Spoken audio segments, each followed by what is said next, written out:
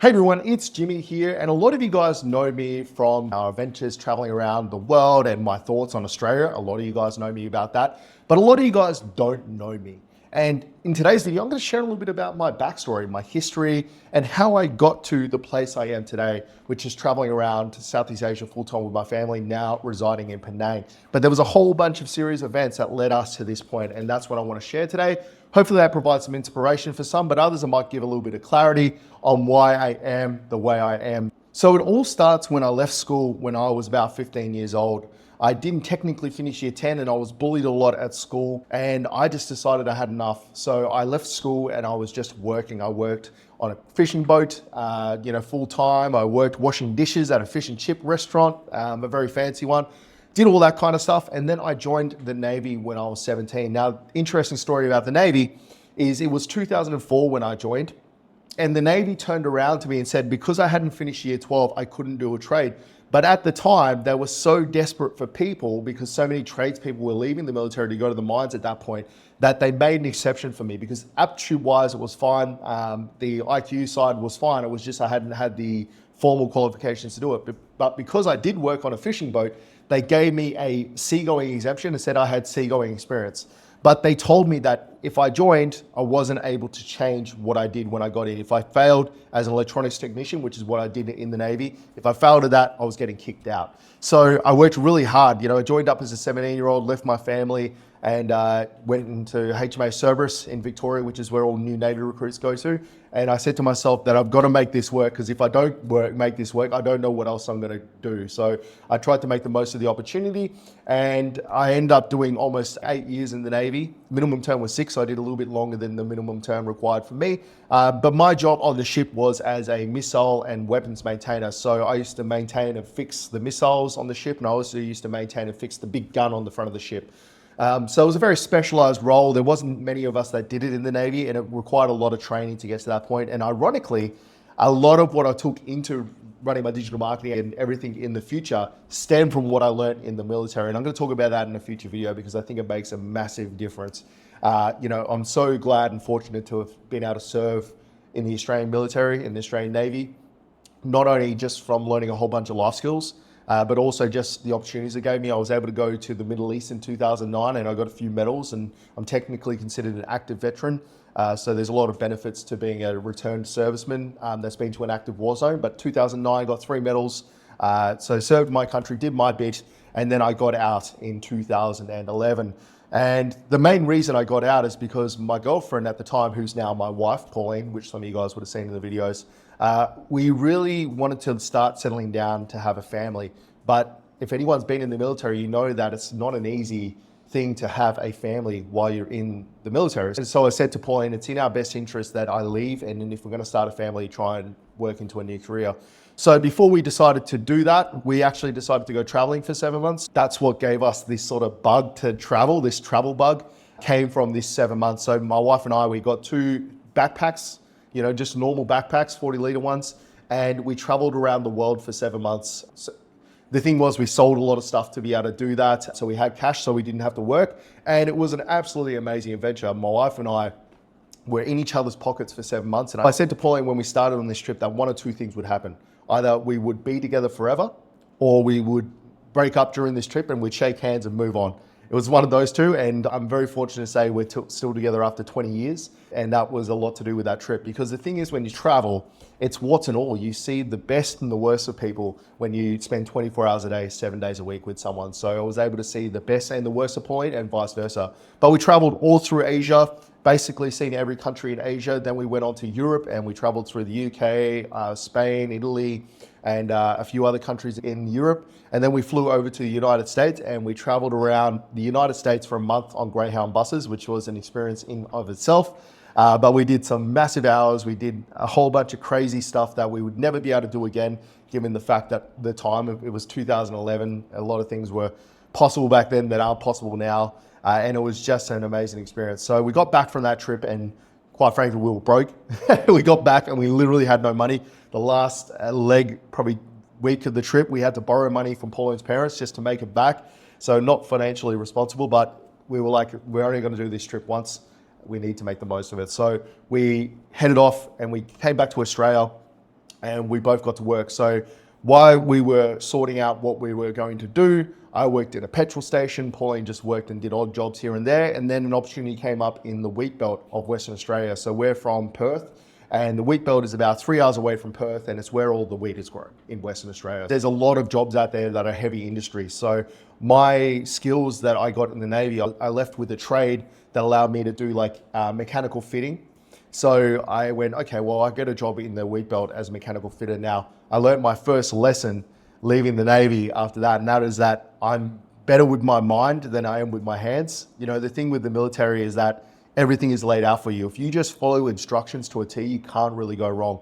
I went to the wheat belt and realized that actually, like when there's no instructions and you're there to fend for yourself, it's a different set of circumstances. So I got a job in the wheat belt as a project manager for a company that puts together these like service vehicles for the mines. So the mining industry obviously in Western Australia is massive, and these guys make like vehicles that have fuel, water, oils, everything in one, and they can just roll up to a dump truck and just do everything in one hit. So we made the things that went on the back of that, and I was the project manager for that company. So I would, combination of like scheduling work and also swinging spanners. So it was too small a company to just have a dedicated project manager. So when a project came in, I would plan it out, and then I'd go down and I would do a lot of the hydraulic work. I'd do a lot of the mechanical work, fitting pumps, things like that.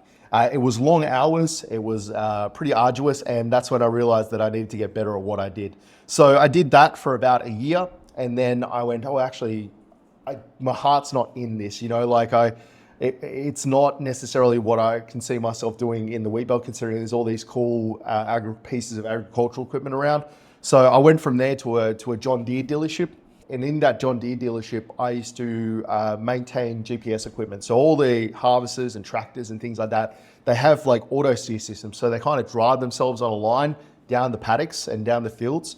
I used to be the person that fit those systems. I used to be the person that sold those systems to farmers and fit them up and make sure they work correctly, find troubleshoot when they were broken. And that suited me very, very well, that role, because it was a role that required a lot of lateral thinking and creative ideas, and that suited me very well. But I soon realized that role was really good, but the company got sold and the dynamics of that company changed a lot. So it was time to look for another role.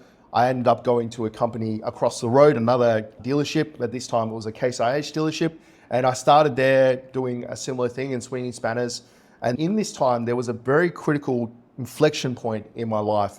And that was reading this book called Rich Dad, Poor Dad by Robert Kiyosaki. Now, if you've read this book, you'll know what I'm talking about. If you haven't read this book, I'd recommend you read it. You don't necessarily have to take what he's saying on board as gospel, but it's more just a very, very good book to explain the difference between someone that works and has a high income versus someone that has a business and is earning income while they sleep, passive income, as they say. That book fundamentally changed my thought process, and it kind of ruined me for working for others. Honestly, I think that has a lot to do with the series of events that led us to starting the marketing agency, if I'm being completely honest. But I found when I was doing the mechanical fitting work, I was just, getting really, really sore, really, really tired. It was hard work. It was the same repetitive kind of work as well. And I found that I was just miserable doing that kind of work just because it wasn't that, you know, by that time I'd started getting pretty good at doing the mechanical fitting outside of the military. So that wasn't the issue. It was more just like I'd get home and I'd be just going through the same motions every day, same motions, leave at 6 a.m, come home at 6 p.m, spend an hour or two with the kids. And then I'd sit on the couch, watch TV.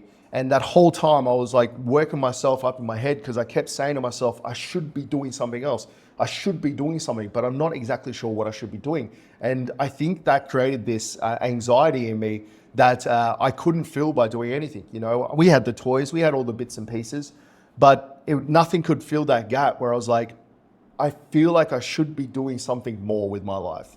And, you know, not taking anything away from someone that is a mechanical fitter all their life or works for someone all their life. If that's your path in life, that's perfectly fine. But every day I went into work, I kept thinking, oh, why am I doing this? I know how to do it, obviously, and I'm getting a paycheck, which is supporting my family, but I feel like I'm destined for something different. And I just couldn't put my finger on that at the time. And I was just really starting to get quite depressed about the whole situation. So basically what I did is I started to look for ways to make money online. and just look for opportunities to make money online like everyone does. Now, I had a lot of concerns because I wasn't that great with computers. I obviously didn't know anything about marketing. And I was just sitting there going, what can I do on the internet, so that can get me off these tools and learn a new skill and give me some like vigor and bark back in the dog. I just felt like I was slowly, like my motivation was slowly dying. My will to like work and my will to like achieve was slowly dying off because I was doing this job that I just did not enjoy. And I kept doing it. And every night I'd get home and I'd start looking for opportunities to make money online, and all I'd find is like MLMs and scams and things like that, passive income opportunities. The thing was, I didn't necessarily want a passive income opportunity. I didn't want something that was like designed to sit on the couch and do nothing. That wasn't me. I was happy to work. I just wanted to be working towards something that mentally stimulated me and challenged me. And also too, I was getting sick and tired of getting so sore. Harvesters are not small pieces of equipment. When you're swinging spanners on them and things like that, it takes it out of you. A lot of the guys that have been doing that job for 20, 30 years, their hands are wrecked. They got arthritis all through their hands and their knees are shot and they just don't come out the other end very healthy. And I was just, kind of getting sick of that. So I kept looking for opportunities. All I kept finding was scams, and like I said, MLMs where you had to sell things to your friends, and that didn't really suit me. I didn't want to do that. I just wanted to have a business online that was like a legitimate business. Didn't necessarily have to make me squillions of dollars.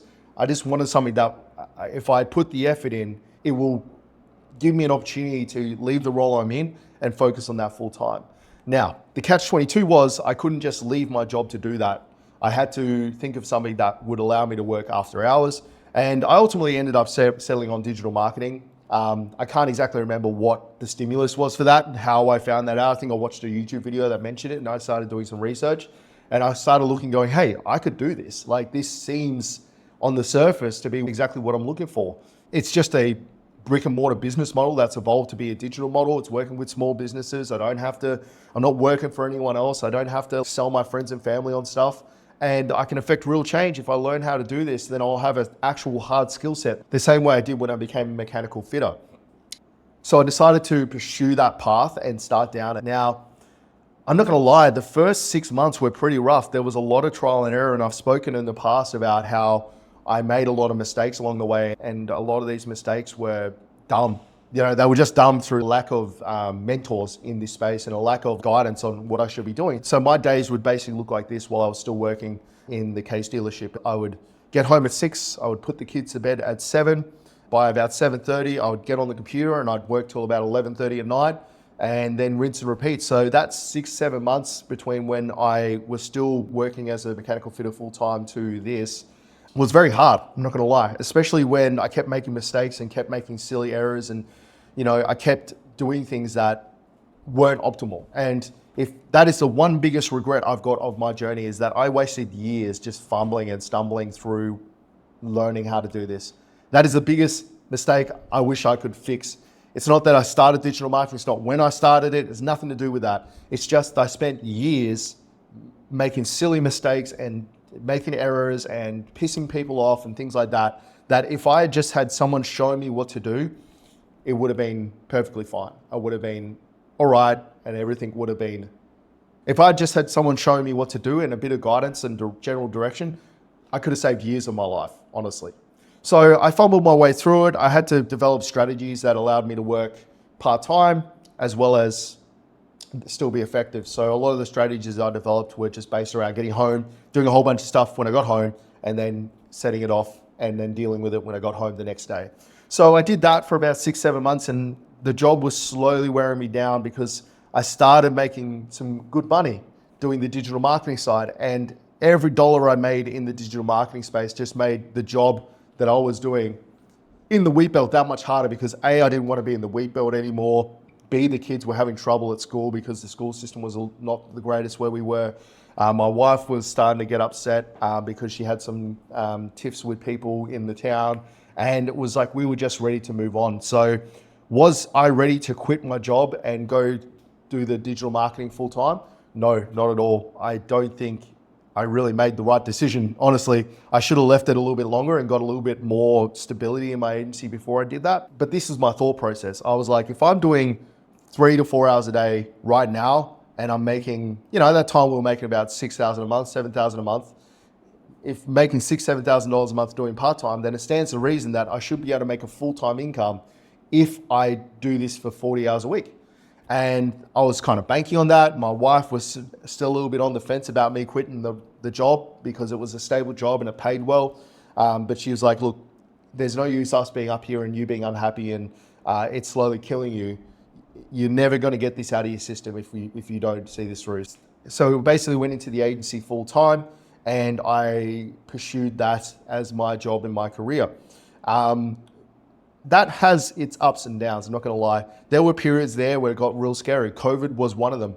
I remember I'd started full time at this and we were starting to get traction, and then COVID hit, and all of a sudden I was sitting in an office by myself and like 3/4 of my client had rang up and said that they're not working anymore, they can't operate.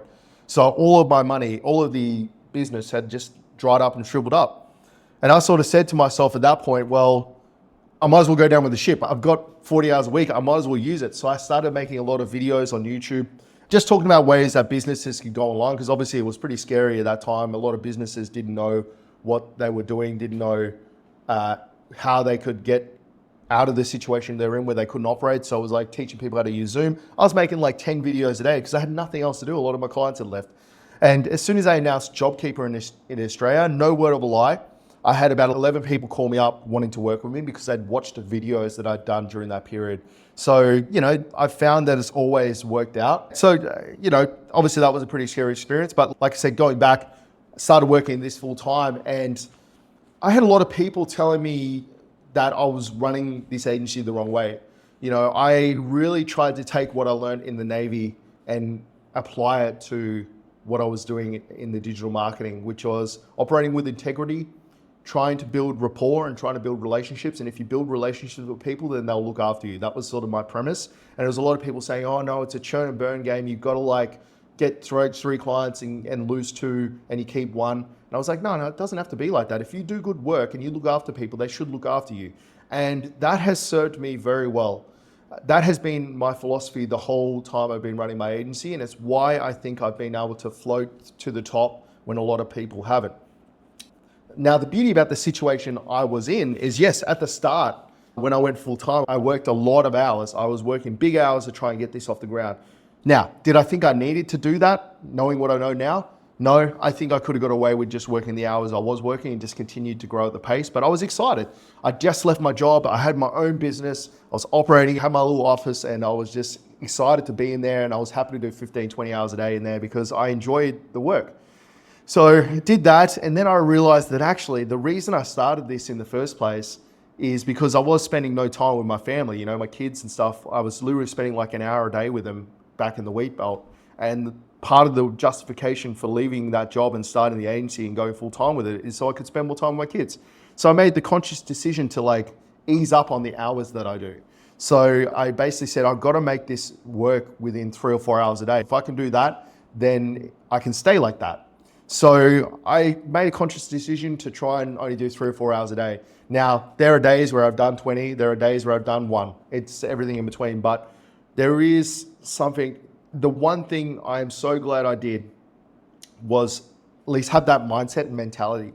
So because I was able to go to school assemblies and see the kids and do things with the kids that a lot of other dads don't get to do. Now, that was the status quo for years. And then about 4 years ago, I got it in my head that I wanted to scale this thing up. So at the time, we were doing good money, probably doing $20,000 a month or something, or $30,000 a month. And I said to myself, no, I want to earn more. If I'm going to do this, I want to take this to where I can get to. So I went a bit crazy. And this is, again, some of the mistakes I learned that now that knowing what I know now, I wouldn't have done.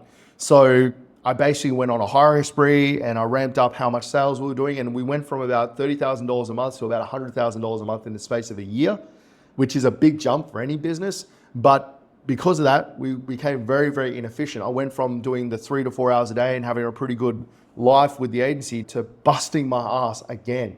Because what had happened is we went and hired a whole bunch of people in Australia, and I basically had to work massive hours just to pay everyone's salary. So, we were doing almost $100,000 a month, but we were taking home about, $10,000 a month of that because we were paying so many people to do the jobs. So what was happening is like I'd take a client on and it would be a skill that we didn't know how to do or we needed extra capacity. I'd just go and hire someone. And I found out after the fact that's not a good way to run a business. It's because our margins went to crap. Our margins got absolutely destroyed. And that led to the series of events where I said something had to change and we had to start traveling. That's probably where a lot of you had met me the first time, is at that point when I made the video on why we gave up on Australia. That was the breaking point. I sat in my office one day and said, what have I done? Like, why am I doing this? Like I'm earning like $100,000 a year or $120,000 a year, but I've got the stress of running $1 million business. It doesn't make sense. And then obviously the cost of living was increasing and the cost of living was getting more and more expensive. And we were getting to the point where we couldn't afford to live in Australia anymore, given how much we were earning. And it used to make me very, very upset that we generated all this revenue, yet we were taking home so little of it. And it was my fault. I'm not going to lie. It was my fault at the end of the day, but you don't know what you don't know. And again, this is why I wish I had the mentorship, because I probably wouldn't have gone down this path. But basically what happened is I had a massive breakdown, mental breakdown, and I was ready to give up the agency and walk away from it. But my wife turned around to me and said, don't do that. Just go away for a week, come back, and then we can sort this out. And what we ultimately decided to do was make the agency more efficient and take it fully remote. So at that time in that week, Paul and I decided that we're going to go traveling. We're sick of the cost of living in Australia. We're sick of the status quo that we've got, and something drastic has to happen to recalibrate where we are in life. So we decided that we were going to do this trip, and we decided to let go of about 8 people. We had a mass layout redundancy. Would highly recommend not doing that if anyone has a chance, because it was one of the worst periods of my life, letting go of several people that you'd hired and that have faith in you. We let go of a bunch of people, and then we made the agency fully remote and made the agency really, really efficient. And that was in preparation of this traveling, because we needed to be able to work remotely if we were going to travel like this. And subsequently, we made the agency fully remote and learned a lot about how we should have run the agency doing. And then about 2.5 years ago, everything was ready to go, and we had sold everything at that point, and we decided to pack our bags and start traveling. This is fast forward 2.5 years. I'm sitting here today in an office here in Penang where we decided to settle down as a family, and that's where the current day is. There's obviously a lot that's happened along the way. I've got lots of videos on those. But yeah, that's the extended director's cut of how I went from where I was to running a digital marketing agency and traveling full time, because a lot of you guys asked for the middle bit. And it's obviously very hard to do that in pieces of video. So I just wanted to put this out here as a bit of a context for everyone, really just to go and show that anyone can do this. I'm not any different to anyone else. Now, I will say this, I got very lucky that I found the opportunity of doing digital marketing when I did, which gave us enough time to set up and get structured in the right way so we could travel like this. But I see a lot of people making excuses why they can't travel, or making excuses why they can't start their own business online, or making excuses why they can't leave the job they've got. Really, they're just excuses. Anyone can do it. I'm the proof of that. I am an everyday man like everyone else. There's nothing special about me. I'm not more educated than most people that are watching this. And all I think is the difference is that I had a really good why on why I wanted to do it. And I had a very supportive wife that made it easier to make sure that, I didn't do anything dumb along the way.